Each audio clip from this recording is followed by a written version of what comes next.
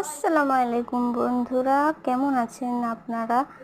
সবাই কমেন্ট করে জানাবেন। এই দেখুন, এই গরমে কি খাবো ভাবছিলাম, আমার মনে পড়লো যে ফ্রিজে তো আমার পেপসি রাখা আছে। তারপরে দেখলাম মা আদা রসুনটা আগে থেকেই ছাড়িয়ে রেখে দিয়েছে পিসতে বলে। আর এই আইসক্রিমটা আমি আগের দিন করেছিলাম। আমি বাটিটা খাবো না, একবার দেখলাম আর পেপসিটা খাবো। আমার পেপসি খেতে খুবই ভালো লাগে। কার কার ভালো লাগে কমেন্ট করে প্লিজ জানাবেন। এই দেখুন, বরফ হয়ে গিয়েছে পুরো, একদম মানে হাত মনে হচ্ছে হয়ে যাবে। এই জন্য এটাকে আমি রেখে দেবো, ওই মগে রেখে একটুখানি ভিজিয়ে রেখে দেবো। দিয়ে তাহলে একটু বরফগুলো একটু গলা গলা হবে, নাহলে বেশি বরফে তো খাওয়া যাবে না। এই দেখুন, একটু করে নিলাম। এবার এটাকে খাবো আমি।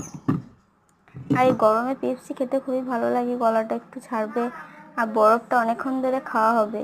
এমনি বাটিটা তো তাড়াতাড়ি সেরে যাবে। ভালো থাকবেন বন্ধুরা, আল্লাহ হাফিজ।